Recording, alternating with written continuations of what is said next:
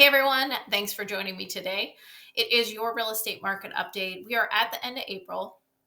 This information will probably get put out to the world in May, but we'll talk a little bit about what happened in the first quarter in the triangle and real estate. We'll talk about what's going on with mortgage rates, what's going on in the real estate market in general for buyers, for sellers, and projections for the future. So I'm going to share my screen. I'll be bouncing around a lot today, but I'm going to share my screen and we'll get right into it. When we look at the first quarter in the entire triangle region, so the entire triangle region is a huge geographical area. You can see here what happened in the first quarter. So listings were up over 5%. Sales were down almost 3%. When we look at the median sales price, it was $389,900, and it was flat versus last year. The average sales price, $471,000, was up just a little bit when compared to last year. This is going to be a little bit different than what we see when we look at Wake County and Durham County. And then with regard to the percent that a seller received of their list price, sellers are still coming off their list price. That was the same trend we saw last year. In the entire triangle region, sellers came off their original list price almost 5% and then almost 2% of their last list price. So if they did some price reductions, that last list price, whatever they ended up selling for. On top of that, on a national level, more and more sellers are giving seller concessions or money in lieu of repairs in order to keep deals together. So that doesn't necessarily get factored into this number. While it does come off a seller's overall net, we don't necessarily see that in that percentage. Looking at what happened in Wake County, new listings are up. So similar to what we saw in the entire triangle region, sales are down approximately or almost 2.5%. And then the median sales price is down versus last year. So 465 to 460, and then off 0.5% for the average sales price. So 559 to 557. So these are two, down versus last year.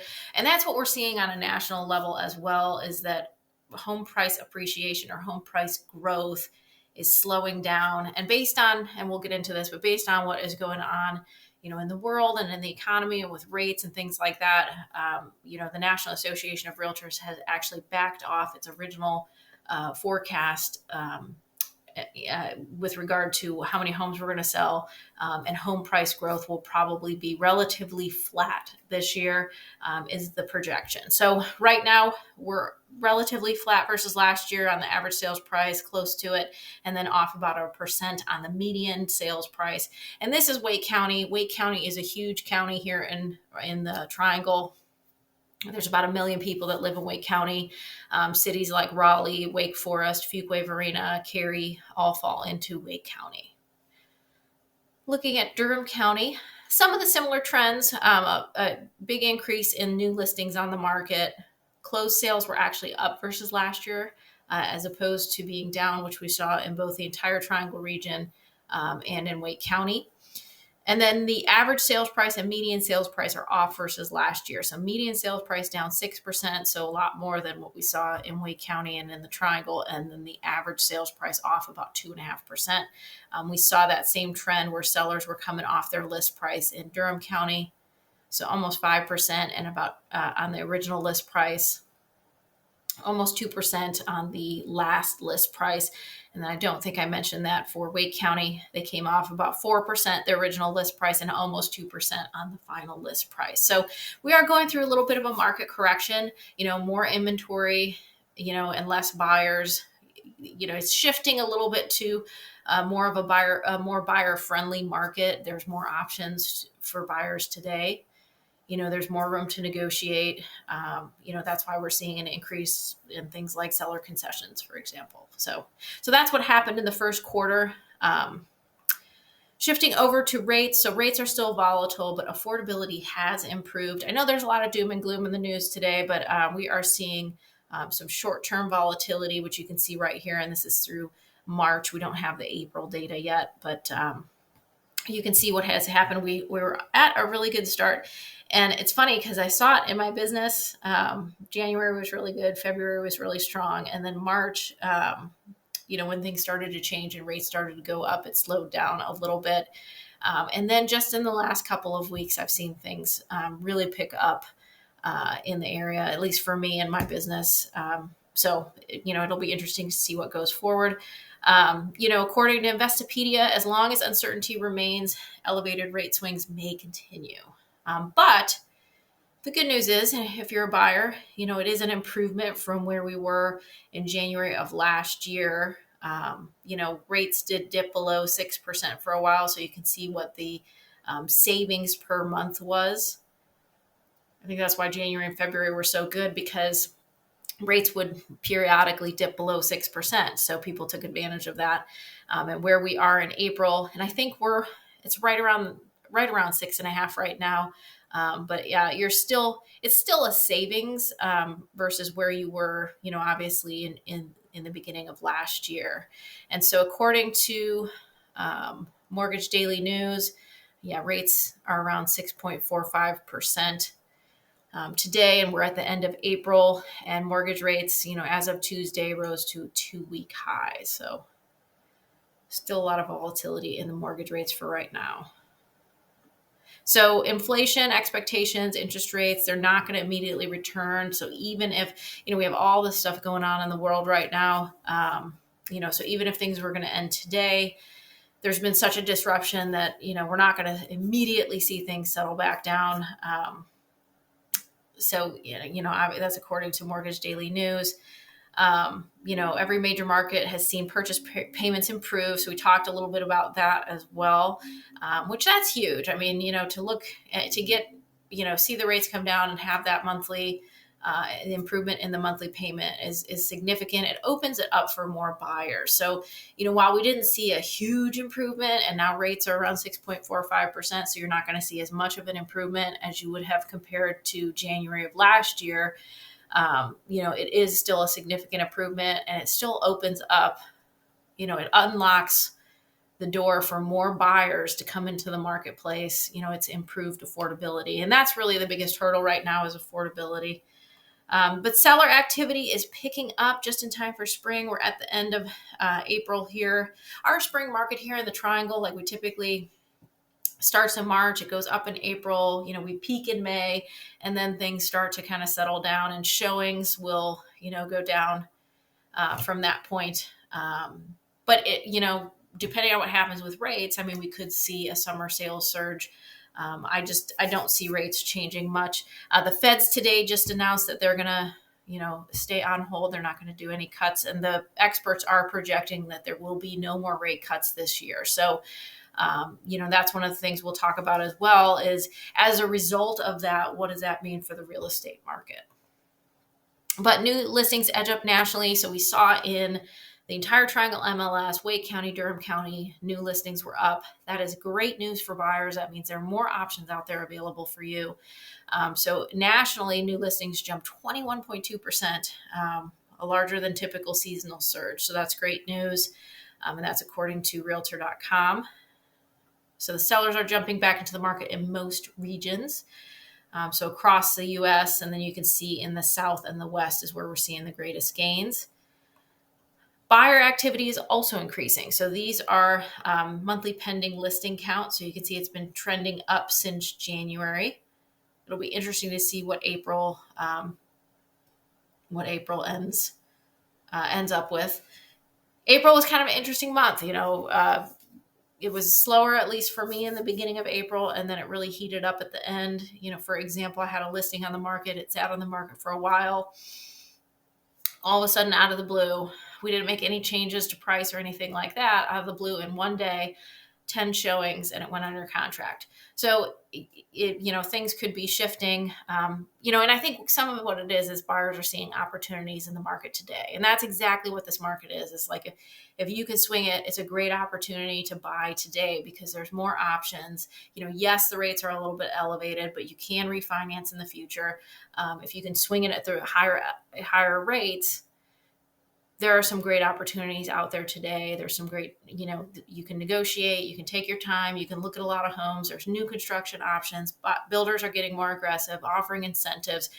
So there's a lot of things going on today that are going to benefit a buyer. So if you can swing it at the slightly higher rates, I say it's a buying opportunity right now.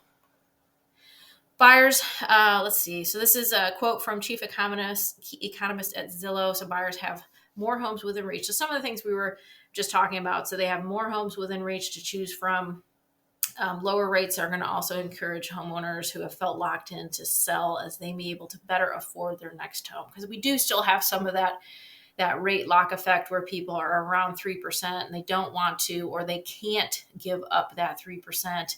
Maybe they can't afford to go to that higher interest rate. So if rates do come down, that could open it up for more people. Home prices, we talked a little bit about home prices. They aren't crashing, but growth is flattening. So most metro markets they continue to see record high housing wealth. Some areas are experiencing home price declines. So the declining markets are typically those markets, that we saw, during the pandemic, that saw the most growth, such extreme price growth. So maybe 70%, for example, those are where we're starting to see some price declines.